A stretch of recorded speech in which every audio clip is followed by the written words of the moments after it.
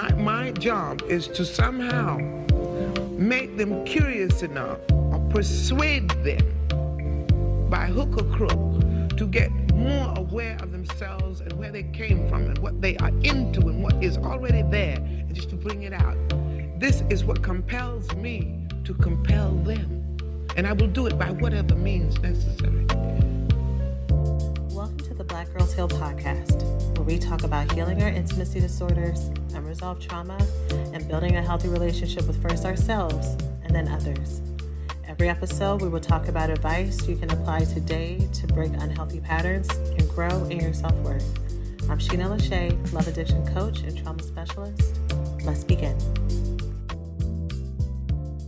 Hello. Welcome to the Black Girls Heal podcast. I am so happy that you are here.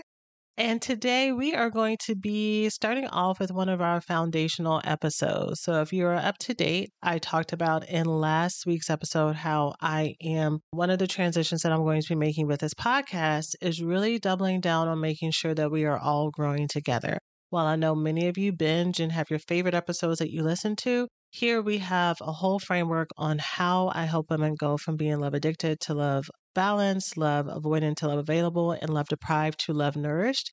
And so I want to make sure that I am teaching concepts that everyone can hear that may have missed it. And so we are starting from the beginning. And so today I'm going to be talking about the roadmap to go from being love addicted to love balanced. And so, sorry, I'm kind of blanking on what the path is. And so we actually have a freebie. That's going to be the next step that I'm going to suggest for everybody. There's a free download. It's called the 5-step roadmap. And thousands of you have already downloaded it before. However, I've made updates. And so that's part of what we're going to be talking about today, as I have coached and therapized women over the last, I need to do math now, 14 years or so. I have expanded what that roadmap looks like. So some of the steps are going to be the same and some are going to be different. So we're going to do this for each of the roadmaps. Today is love addiction. So if that is what you are ready to hear about, then you are in luck. So let's go ahead and get started. Thanks for listening to this week's podcast. Before we get started, let's take a small break to say thank you to this week's sponsors. So what is love addiction? Love addiction is the persistent obsession of a person, a relationship, or the fantasy of a person or relationship, and mistaking that intensity around that person, mistaking it for love. And I was just talking with someone about this today, about how easy it is for most people, but especially for those who struggle with love addiction, to fall in love so quickly. And, in a world where, I'll probably do an episode about this, in a world where people are catfishing, not by pictures, not by what they wear, not by, changing their identity, but they're catfishing by talking about emotionally intelligent things and, really laying on what they know that you want. In a world where we're all talking about soft life and being provided for or being adored or having someone who knows how to listen, it's very easy for those who are still predators to take that, their own roadmap with what those components are and lay a great little trap for you. And so it's very easy to fall for that.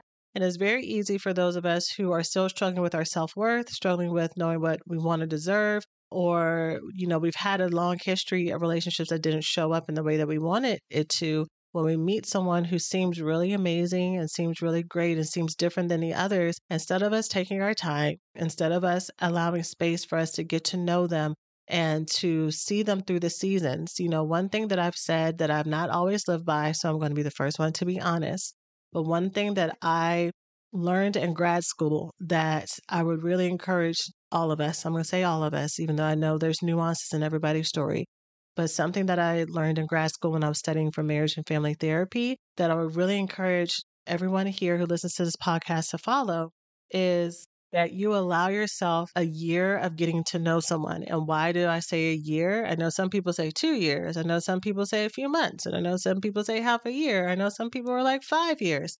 I personally say a year take this or leave it, because you get to see people in all 4 seasons. You get to see them through the holidays. You get to see them through ups and downs. You get to see them, see what's going on with family, see what's going on with friends. You get to see them past the honeymoon period. You get to see them past the moments when they could be faking the funk, or you could be faking the funk. Sometimes what happens is not even that as love addicts, we get connected to bad people, especially the healthier that we get. The healthier that we get, we actually attract better people, or we are attracted to people who are more in line with what we want. But the problem of love addiction is still there, because you still need to get to know who that person is. And you still need to see if what they present with, the flaws and things that come up, you need to be able to have a clear set of eyes to see, is this actually that I could live with? And again, I was listening to another teacher and she mentioned this in passing, but it made me think about how she was talking about, how do you know when to become sexually intimate with someone? And this is her set of teaching. And so her set of teaching says, and this is not me saying whether I agree or disagree in either way, just because that's not the topic of today's episode and I don't want to get down a rabbit hole. But she says that you should wait to see all of who this person is, to see if this is someone that, if y'all are heterosexual, someone that you would want to procreate with, someone that you would want to live with, that you could carry everything that they bring. And my immediate thought is for love addicts, and maybe this is me, with love addicts, if someone were to say that to me about someone that I have feelings for, I would be like, yeah, totally. I can take that. Like, yeah, totally. It's totally worth it. But I'm in my love addict's mind. When you're in your love addiction mind and you are really feeling someone, what would be a complete clear red flag, danger, or at least a deal breaker for you outside of that? Or if you would have put the same situation on your friends, you would be like, oh girl, like that this isn't going to work, or you deserve better. But when you have feelings, you feel like you can take everything, and you still kind of balance. Again, if you're really working on yourself and if you are in a healthier place, you're like, you really feel like you're having a sober mind. You really feel like you are being cautious and you're still taking care of yourself and you're holding on to your truth and you're holding on to your boundaries. But really, you are slipping down and slipping down. But the good news is, if that is the path that you're on and you have been doing your emotional work and everything, you'll figure it out. The red flags will be flagging, or the disagreements will be disagreeing. And time will pass and you will come to a place where you get to choose yourself, and you will choose yourself. But until you get there, if you are just starting off this journey and you don't know what that looks like, let's talk about it. Let's talk about how you get to a place where you can be full and balanced and know how to choose yourself while also being open to other people, which is what a sign of love balanced is. Love balanced, and contrary of love addiction, which is the self-abandoning, kind of losing yourself, trying to make everything work because you really want this relationship to happen. And you can really want a relationship to happen. For those of us who are more graduated love addicts, for those of us who are a little bit more mature in our healing journey, you can still have that sense of desperation, even if you're not losing sleep and sending texts all day, every day. Like, it looks different. You will learn what self-abandoning looks like by the compromises that you may make for someone who is not the right fit for you. And so, again, we'll try to get there near the end if we have time. But just be aware that this lesson is for everybody. This is for all of us to be aware. We don't ever want to get to a place where we're like, you know what, I'm above that. That could never happen. Anytime I've ever judged somebody else for what they have done, or I have said with my whole chest, I would never do that, for me, it has always come back around.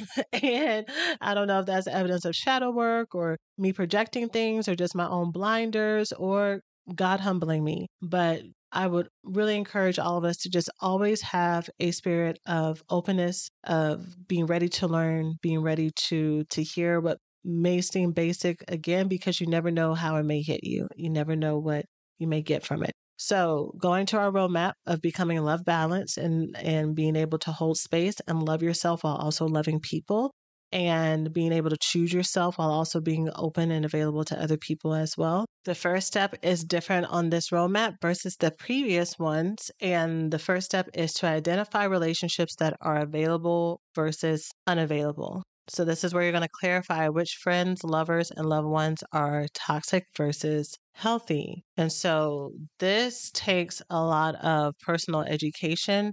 This takes a lot of not only self-awareness, but also understanding what are basic standards? What is too much? What is not enough? What does it feel like in my body for me to feel respected? What does it look like for me to respect other people as well? And the problem that happens with this step is a lot of times, especially when we're starting off, but even again, we're constantly going to be in a state of learning. So for any and all of my perfectionists who have been on your recovery journey and you're like 5 years in, 10 years in, 20 years into your healing journey and you get got or you learn, oh, wow, I've been settling for this whole time. Make sure that you do not allow yourself to slip into any shame or guilt, because that's what life is. That's part of the magic of life, is having consistent opportunities to learn and to grow. So you're the one who gets to attribute meaning to whether or not that means that you're foolish or whether or not that means that you are wise by learning from the experience. No one else is going to lay that judgment on you but yourself. And so becoming friends with your mind and changing your thoughts is part of your healing process, but we're going to get to that in a moment. But going back to why this gets really hard is, like I said, we normalize. A lot of things are normal to us, is familiar to us. What's on our radar as that could never happen to me and I would never do that may not be on our friend's radar if that is some type of trauma that they have gone through growing up, and vice versa. And so, one of the things that I've had to learn in my healing journey is which I guess I've already kind of referenced, is being mindful of my judgments, because, we all have our things that we are working on. But what really helps with that, or because of this, what really helps with this is having outside help and support, because you can't see what you don't know. Like, you don't know what you don't know. I'm going to say that again. You don't know what you don't know. Up until this point, for most things in your life, especially if you're someone who's very independent and someone who takes pride in being self-reliant, or someone who takes pride in being someone who's very discerning and very intuitive, we can sometimes live under this false belief that we can do it all on our own, that we should do it all on our own, and that we can take whatever is in front of us and interpret it to mean what we want it to mean, or that we can figure out the underlying motives behind everything. But again, you are limited by your own experiences and perspectives. And that doesn't make it wrong, but it means that you have one path in life. And so inviting other people, inviting other healers, supporters, coaches, mentors, people who you trust their energy, you trust their output, you trust their wisdom to pour into you, will really help expand and test and see, okay, is what I have believed to be true about what love looks like, about what respect looks like, about what I deserve, about what compromise looks like, about what communication looks like? Are there other things that I can continue to learn so that I can grow and be a better person? And you can't really do that in a silo. You can't really do that in isolation. You can really get connected to your own voice. But y'all have heard me say a million times, one of the things that I used to really teach about when I would talk about signs and things for you to look out for, or things that really set us off, is when we go into these self-love detoxes, where we go into this little bubble of incubation of really focusing on ourselves. And, I've done that at many different times. I've even done it in the last several years, like really trying to be focused on getting to know me and getting to know my voice. However, the problem that happens is once you emerge from that self-love detox, where it's just you and you, when other relationships come around you, whether or not it's a friendship, a lover, a stranger on the street that looks at you sideways, whatever is underneath is going to come out. Like, relationships are consistently holding up a reflection to us to show us what it is that we feel and what it is that we truly believe, and what it is, where does trust lie, and where does openness lie, and where does receiving lie. So really, this is my encouragement to y'all, that if there's anyone who's listening to this and you've been trying to do this healing process on your own, to please open up, but open up to healthy people who can actually who know what it looks like for relationships to be available, who knows what it looks like for relationships to be unavailable. Some of us have really amazing, wise aunties who are great with wisdom, but when we look at their relationships, and the advice that they give us about relationships, it doesn't match. And sometimes there's those of us who have a lot of wisdom about relationships and we don't take our own advice. So again, as always, take whatever it is that I'm saying here and adjust it to whatever your experience is. I just want to make sure that you are going to sources that you can trust the fruit, of what they give you, because otherwise you may unintentionally attach to someone who's just going to take you down the path that they're on and is going to be in love and is going to be in best intentions. They're not going to be doing it because they want to see you suffer, but just because they are also limited by their own experiences and perspectives, and they can only take you as far as they've gone before. So that is the first step. And by the way, y'all, on the freebie roadmap, there are one of the things that I've added to the roadmap too is now that there is more information about what are the other roadblocks that you will experience when you are working through this path. So that is another resource for you. And I didn't even tell y'all where to get it. So you can go to blackgirlsheal.org/roadmap. Again, blackgirlsheal.org/roadmap. It's 10 pages. It's a 10-page booklet that goes through all three of the roadmaps. And so you can go ahead and get that there. Hey, we hope you're enjoying the podcast so far. Let's take a quick break to say thanks to this week's sponsors. So that is the first step, identify who's available and not available. The second step is to detox from addictive relationships. So in the first roadmap, this was the first step. So this looks like going into no contact with all relationships and situationships that you have used to self-medicate and fantasize. So once you see that someone is just, you're using someone as a source or the fantasy of them as a source, it is time for you to go into no contact and detox. So I want y'all to notice that you can still be in contact with someone even if you never talk to them. And I talked about this in our no contact episodes. I think especially in the one where I talked about why no contact isn't working. But you cannot be talking to someone and still be in an active relationship with them because of what you're engaging in your mind. So if you're constantly replaying situations, if you're constantly thinking about what they're doing and not doing, if you're constantly replaying whether or not they're going to come back, then you are going to continue to stay connected to them, and it's going to be harder. It's not going to be, I don't want to say it's going to be impossible, but it's going to be so much harder for you to focus on yourself and to grow, which are part of the later steps that I've added to this roadmap. So the goal in this process is to become a healed and loved woman. That is the name of our framework. And so part of becoming a healed and loved woman, there are 3 different components of being love balanced, love available, and love nourished. And so if you're constantly thinking that someone is going to be the source of giving you nourishment outside of yourself, that's going to be compromised. And you're going to be very dependent on that. If you're constantly kind of putting yourself off to the side or, judging other people against this ghost of a relationship because if this person was actually that amazing, you would be with them right now. If the relationship was supposed to last the way that it was, y'all would be together right now. For whatever reason, whatever story is true or whatever story that you're telling yourself, because sometimes it's one or the other or a little bit of both, whatever it is, whatever has happened, the truth is right now it did not work. And so much so to the point that you are considering or other people have told you or they have initiated no contact, right? And so putting yourself aside and comparing other people to something or someone that isn't real does not make you available, and you not choosing yourself and knowing that I deserve more than what I was given is not a sign of you being love balanced. So all of this all goes together, right?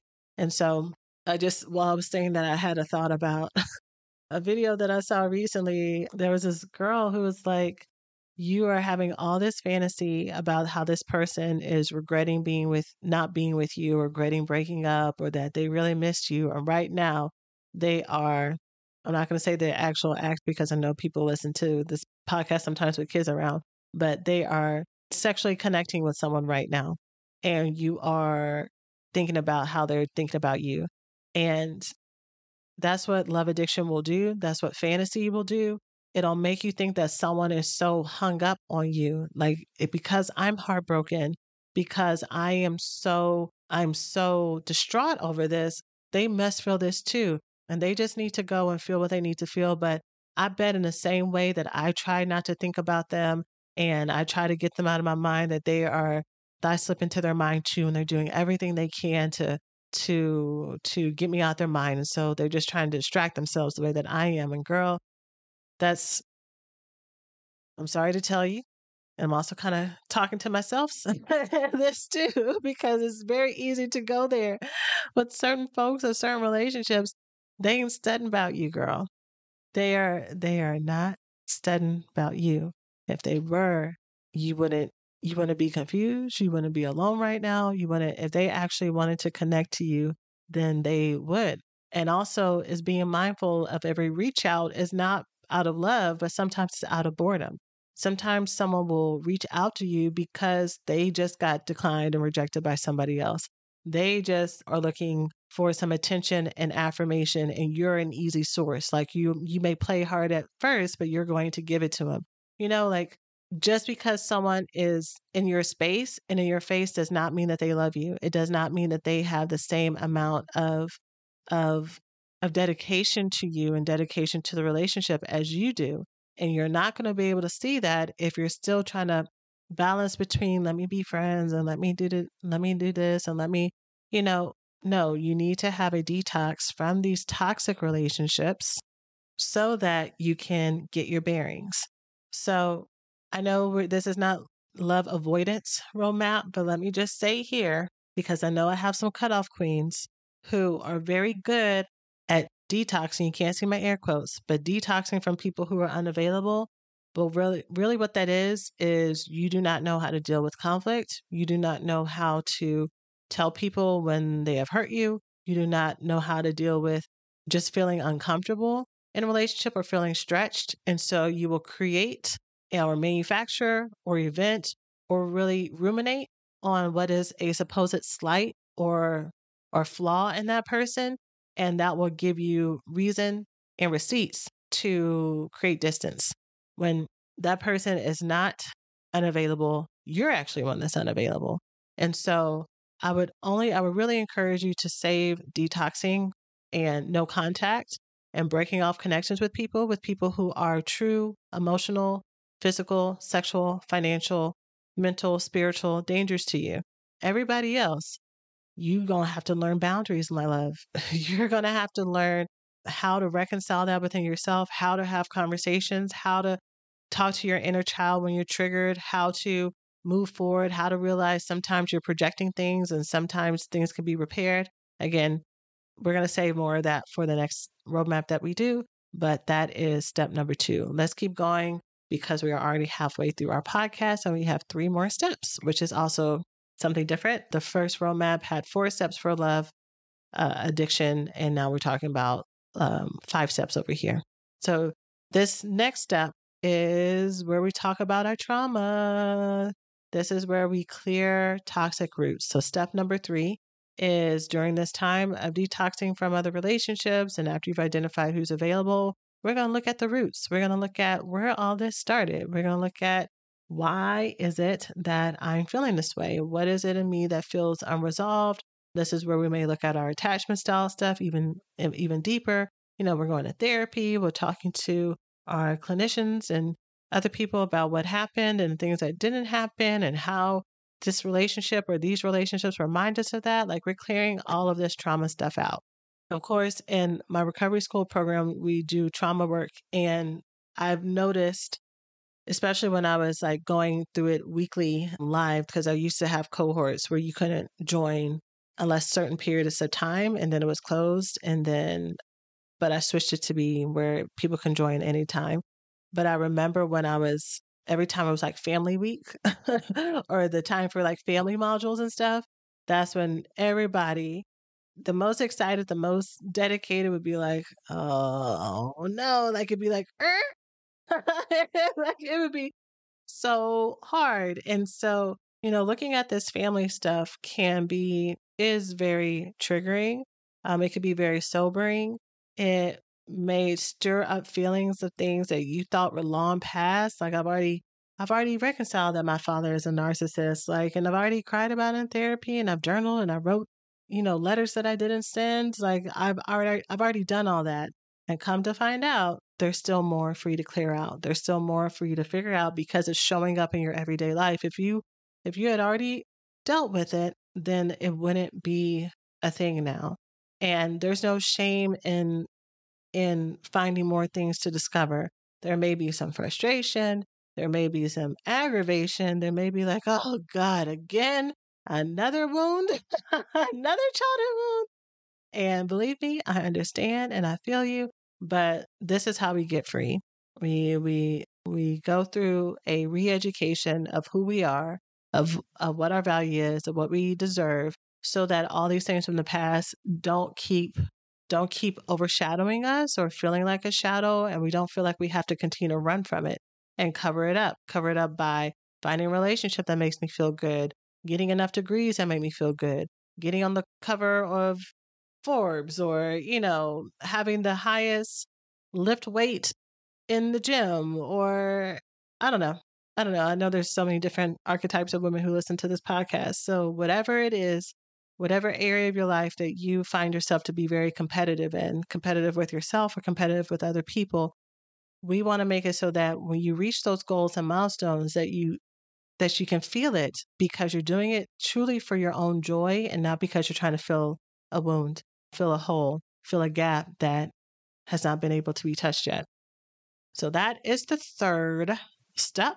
If I was teaching this live, I'll be like, okay, who's ready for number 4? Which, by the way, next week, if you're listening to this live, I'm going to be teaching this again on our social media accounts. So feel free to join me live, and you can join me for questions and all those things there as well as we go through this roadmap. But number 4, the fourth step in this roadmap, after you clear your toxic roots, is to build a love balanced relationship with yourself. Okay, this is where you're going to learn how to attune to the needs you have neglected due to your addictive relationships.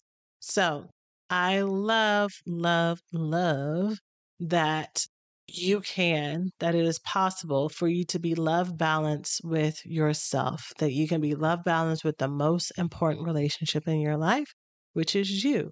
So love balance, what does that mean again? It means to be available. It means to be able to give and to receive. It means to be able to be in touch with what makes you feel good, what brings you joy, what makes you happy, and to actually give that to yourself. One of the things that will always either make me go back to a previous addictive relationship or make me fantasize about an addictive relationship was whenever I was feeling in drought of something that I needed to give to myself, whether or not that thing was attention and validation, whether or not it was me having some detachment from my own sexual body and sexual pleasure and using someone else for a touch support, whether or not it was money, whether or not it was some other like sense of safety. That's when I would want to and need to reconnect with someone else. But once I realized that this is about learning how to give to myself, that is where the real magic has started. And that's when the real freedom and flow has begun. And so I would really encourage y'all to really, really, really build and invest into building this relationship with yourself, because once you're good with you, everything else flows a lot easier. Okay. And the fifth step in going from being love addicted to love balance is to build love balance connections with others. So this is where you learn how to give and receive love and mutually beneficial relationships while being your whole self, or while bringing your whole self. So I want you to notice, here's one of the differences too between the old roadmap and this one. Is before, not only were there 4 steps, but the 4th step was about restructuring your dating plan and current relationship. And even though this goes into step number 5, the focus before was that we're doing this so that we can date and so that we can have a really great relationship. But really, the trajectory and the reason why you want to become love balanced is because It makes you feel good and it makes you feel free.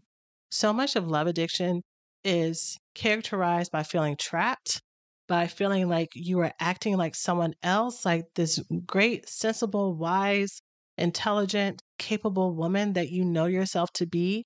Once certain people and relationships are around, you lose yourself and it's compulsive and you can't stop. And while you may have friends who may date the bad boy or date the bad girl and like they come from it and they like learn and they grow, for you, it's a constant repeated pattern. And if you're not constantly being attracted to or attracting unavailable people, you are unavailable yourself. And so you're caught in this cycle and it just feels like you're stuck. And what you want more than anything, and the reason why you want these relationships and the reason why you want these fantasies is because you think that it's going to make you be free. And the freedom starts within. The freedom starts with you.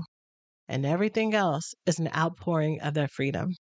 And so, step 5, learning how to be love balanced, is going back to what I was saying about the self-love detox. Sometimes we do the self-love detox not only because we've had so much noise and we legitimately need to erase all the other voices and all the other people to be connected to us, to be connected to our own values and everything else. But sometimes what I was getting at before is the detox is more of a defensive, or it can also be a defensive measure because other people are unsafe and we don't know how to operate in the world. Like we feel like we're either choosing between ourselves or other people all the time. And so we just need a break and hope that it'll be better at the end.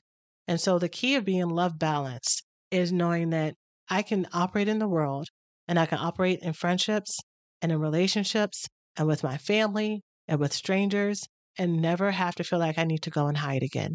That I can actually truly have myself wherever I go and be balanced and be open to all that is available for me, all the love that is available for me. So that is what we want. We want you to be able to give and receive love and mutually beneficial relationships while bringing your whole self.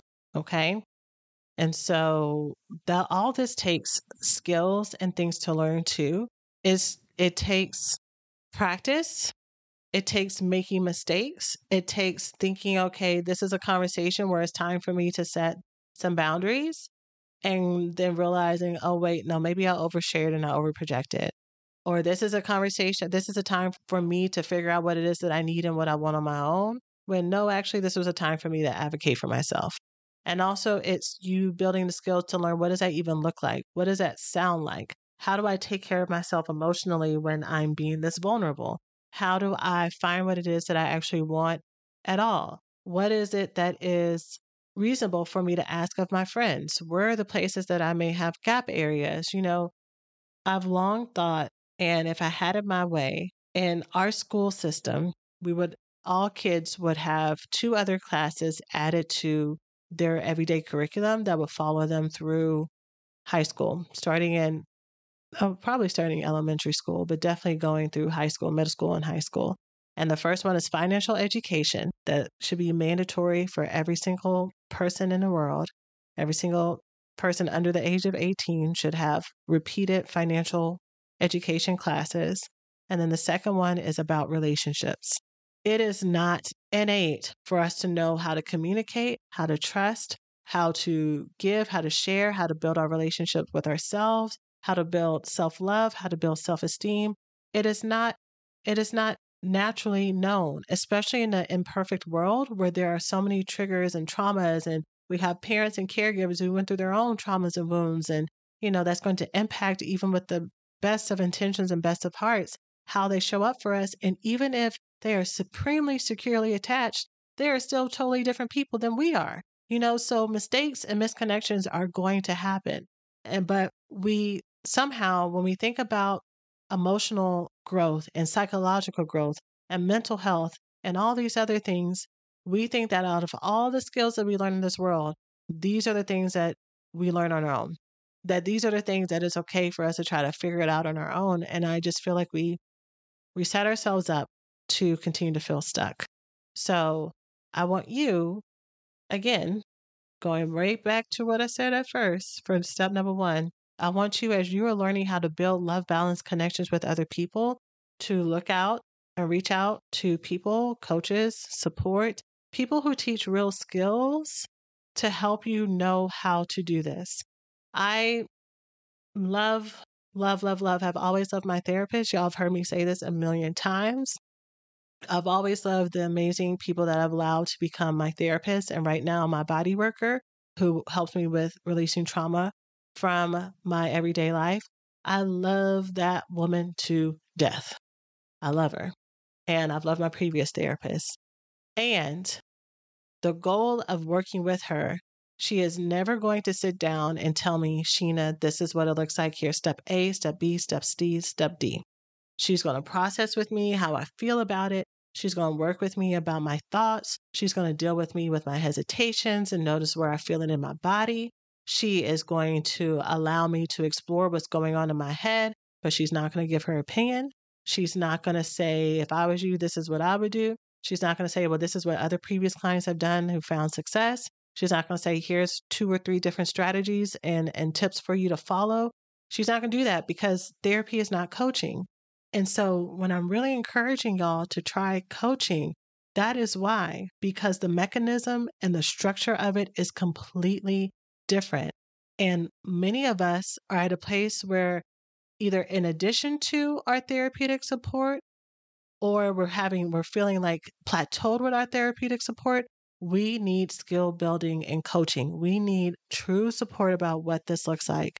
And so that is what, if that is you, that is where I would really encourage you to find the people, find the persons, find the groups, find the settings, find the programs that help you with that. And if you're just starting out in this process, you have this roadmap. Again, you can download it at blackgirlsheal.org/roadmap, and you will have all 3. We're going to go over all 3 in the podcast. You're going to have a list of roadmaps, a list of roadblocks, and other things that you may find on the journey. And you can use that whenever you are in your therapy office with your person and saying, well, this is what I've been noticing, or have you noticed this in our time together, or what do you think? And I think I've worked through this. What do you think? Like someone who's like worked with you for a long period of time, or find someone who can help you with those things. But really, coaching will support you with all of these things. It will help you clear out so many of this. Of course, deep PTSD and trauma and stuff. Hopefully you're going to a coach who will be like, talk to your therapist about that. Hopefully you don't have someone who's like, yeah, let's go to this thing that has immobilized you, unless they have deep training around that. I know there's a lot of different hypnosis techniques and other things that people, like clinical hypnosis techniques and things that people will use. But hopefully someone is responsible. You're going to people responsible and with enough integrity enough to point you in the right direction. But get support, y'all. Please get support. Please don't try to do this on your own, because you deserve support. You deserve to be free. So that is it. I think I got through all of the things I wanted to get through today, and we are good on time. Yay! I wanted to make sure that this episode, because we've had some longer episodes the last several months, I wanted to make sure that this was back in our regular time frame. So that's it. I hope that you enjoyed it, and I look forward to continuing to build onto this. Again, you can download the roadmap by going to blackgirlsheal.org/roadmap. And if you follow me on YouTube or Instagram, again, I'll be going live this week to teach this again live, and then answer any and all questions that y'all may have that comes up with this. So that is it for now. I hope you have a wonderful week, and I will see you in the next one. Take care of yourselves. Hey, so thanks for listening to today's podcast. If you enjoy what you've learned, it doesn't have to stop here. You can check out the blackgirlsheal.org website and grab the worksheet for this week's episode, or any of your other favorite episodes from our shop, with an overview of the main points, healing circle discussion questions and journal prompts, and challenges that you can take with you into the week. Also, you can check out any of our other self-study and coaching programs, resources, and freebies to help you heal from the intimacy disorders of love addiction, love avoidance, love deprivation, and the trauma that causes it. The best time to start or restart your healing journey is now. We hope you enjoy all of these resources, and until next time, remember you are so loved, and we'll see you in the next episode. Take care of yourselves.